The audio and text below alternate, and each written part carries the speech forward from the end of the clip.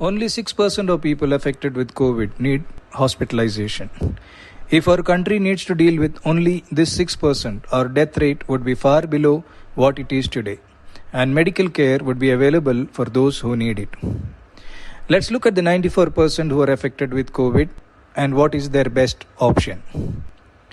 You are tested positive and you have either no symptoms or very mild symptoms, like a cold, cough, fever, body pains, weakness. This means that your immunity is working well against the virus and keeping it under control. And in a matter of 1 week to 10 days, all these symptoms will settle down. You may develop a loss of smell and taste along the way, but you will recover without any complication with simple over-the-counter medications like Dolo 650, home remedies, Ayurveda and homeopathy. Be in constant telephonic touch with your family doctor. Keep him informed on a daily basis. I have treated over 1300 people this way successfully. I strongly believe that over 94% of the people affected with COVID can be treated this way. Where are we going wrong? RT-PCR is the main test for diagnosing COVID, and it is only about 65 to 70% accurate, which means the 30-35% may be positive but will still show as negative. Not testing for COVID. Let us assume that every cold, cough, fever that happens to us now is COVID. We isolate ourselves and follow the rules which are laid down by the government, and we treat it as I have advised above and be done with it in a week or 10 days time. Testing for COVID. Once you are tested positive for COVID, you follow the above line of treatment and be done with it in 1 week to 10 days time. But this is possible only in 10% of those who have tested positive. Let me explain what happens to the rest 90% who are tested positive. Panic. With the second wave hitting us hard and the fear surrounding it, the moment you are tested positive, all hell breaks loose. You are flooded with advice from relatives, friends, colleagues, each one telling you their experiences and all the gory details from the news and the social media, and you get scared. You hardly have any symptoms, but the moment you know you are positive and you hear all their advice, you start to panic. When you panic, your breathing pattern changes. You breathe shallow, and in doing so, you pull carbon dioxide in your lungs and you begin to feel breathless.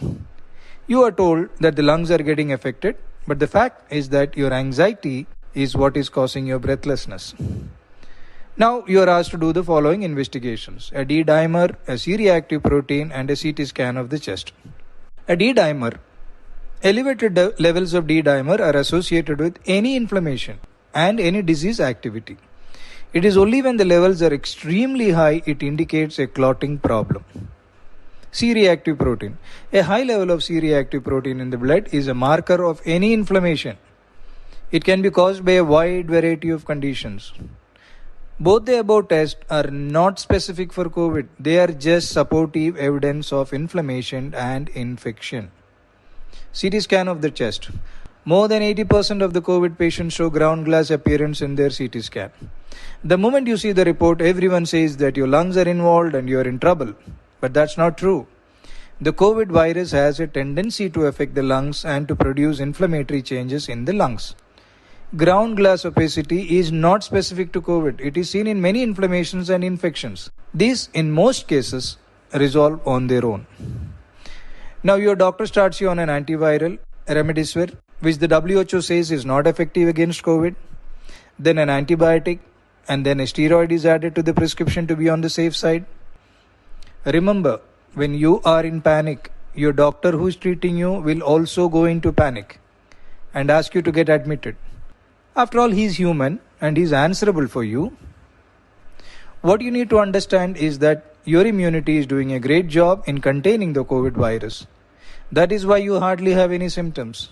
All these medicines are very strong and have a lot of side effects. When you consume these, they together crush your natural immunity, which is doing a great job, and you begin to get worse. Your condition deteriorates and you end up in the hospital. The medical system is doing its best, but it is overwhelmed and in the process of collapsing. You need to use your common sense and logic and decide which way you want to deal with the COVID when you get affected by it. The authorities are now saying that COVID is spreading through the air and not a droplet infection anymore, which means the spread is very fast. The way the second wave is hitting us, the chances are that most of us at some time or the other is going to get affected by the COVID. And by then, we need to be ready with our choice. By choosing option 1, there is a high chance that you will be done with the COVID without even realizing that you had COVID. You will not invite panic and unnecessarily stress and hospitalization. You will not unnecessarily block hospital beds and leave them to the 6% who truly needs them. The choice is yours. Take care.